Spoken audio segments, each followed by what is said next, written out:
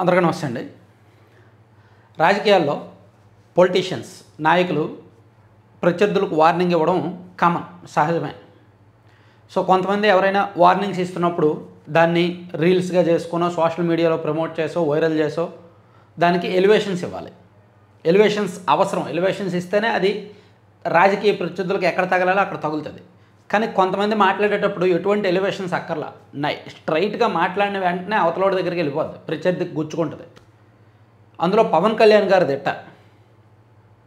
రాష్ట్రంలో ఇతర పొలిటీషియన్స్తో కంపేర్ చేస్తే పవన్ కళ్యాణ్ గారు మాట్లాడే మాటలు స్పష్టంగా ఉంటాయి. ఆయన భాష కానీ యాస కానీ మాట్లాడే పద ఉచ్చారణ కానీ చాలా స్పష్టంగా ఉంటుంది. అందుకే ఆయన పొలిటికల్గా తన రాజకీయ ప్రత్యర్థులను ఉద్దేశించి వార్నింగ్ ఇచ్చినప్పుడు అంతే స్పష్టంగా అంతే సూటిగా అవతల వాళ్ళకి తగులుతుంది. సో పవన్ కళ్యాణ్ గారు పదే పదే మేము పొత్తులోనే ఉంటాం, పొత్తు కొనసాగుతుంది అని చెప్తూ వస్తున్నారు కదా. ఈరోజు మరోసారి 15 ఏళ్ళు కూటమి ప్రభుత్వమే అధికారంలో ఉంటుంది అని చెప్పారు. ఈరోజు ఆయన రాజోల్ నియోజకవర్గంలో అది నెక్స్ట్ వీడియోకి సంబంధించిన స్లైడు ఓపెన్ అయిపోయింది. సరే, రాజోల్ నియోజకవర్గంలో పవన్ కళ్యాణ్ గారు పర్యటించారనమాట. అక్కడ పల్లె పండుగ 2.0 ప్రారంభించారు.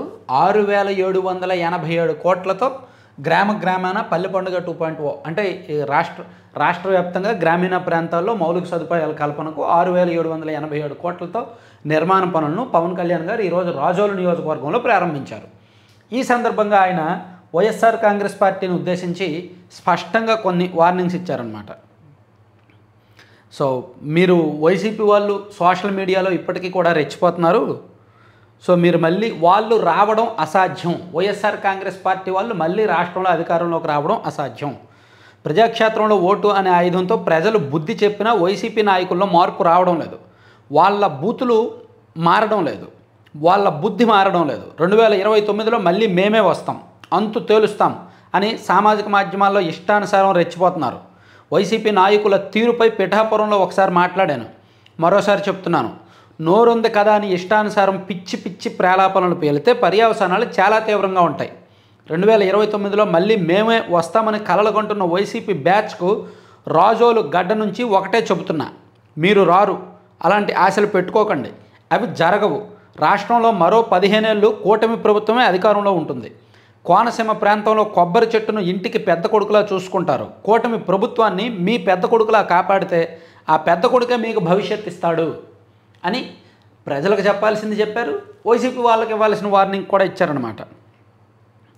సో గత ప్రభుత్వంలో అలాగా మేమేమి దోచుకోవడం లేదు, మేము చాలా శాంతంగా శాంతబద్ధతలను కాపాడుతూ సస్యశ్యామలంగా పరిపాలిస్తున్నాము. 18 నెలల కాలంలో చాలా చేశాము. గత ప్రభుత్వంలో మేమేమి దోచుకోవడం లేదు, ప్రశ్నిస్తే అక్రమ కేసులు పెట్టడం లేదు, సంక్షేమం పేరుతో అభివృద్ధిని నిర్లక్ష్యం చేయడం లేదు, ఉద్యోగులకు సకాలంలో జీతాలు ఇస్తున్నాము, అభివృద్ధికి వేల కోట్లు ఖర్చు చేస్తున్నాము, పెన్షన్లు మీకంటే బలంగా ఇస్తున్నాము. నేపాల్, బంగ్లాదేశ్, శ్రీలంక తరహా ఇక్కడ విప్లవాలు వస్తాయని కొంతమంది నాయకులు కలలుగొంటున్నారు. గత ప్రభుత్వం ఇంకో ఏడాది అధికారంలో ఉంటే అలాగే జరిగేది. కానీ అదృష్టవశాత్తు ఎలాంటి గొడవలు లేకుండానే ఓటు అనే ఆయుధంతో యువత ప్రభుత్వాన్నే మార్చేశారు అని చెప్పుకొచ్చారు. సో ఇక్కడ పవన్ కళ్యాణ్ గారు ఈ మీటింగ్ ద్వారా ఆయన చెప్పింది కొన్ని పాయింట్లు ఉన్నాయి. ఒకటి, 15 ఏళ్ళు కూటమి ప్రభుత్వమే కొనసాగుతుంది అంటే 15 ఏళ్ళు పొత్తు ఖచ్చితంగా ఉంటుంది, దీనిలో మారు ఆలోచన లేదు. అండ్ వైసీపీని మళ్ళీ అధికారంలోకి రానివ్వకూడదు అనే ఒక దృఢ సంకల్పం, బలమైన నమ్మకం, ఒక పెద్ద టార్గెట్ లక్ష్యం వాళ్ళల్లో బలంగా ఉందన్నమాట. అలాగే ప్రజలకు కూడా ఒక సందేశాన్ని ఇచ్చారు, ప్రత్యర్థులకు ఒక సంకేతాన్ని ఇచ్చారు.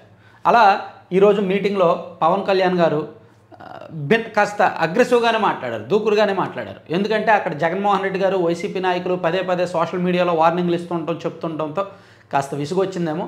అందుకే పవన్ కళ్యాణ్ గారు ఈరోజు అంత ధాటిగా మాట్లాడాల్సి వచ్చిందనమాట. Thank you.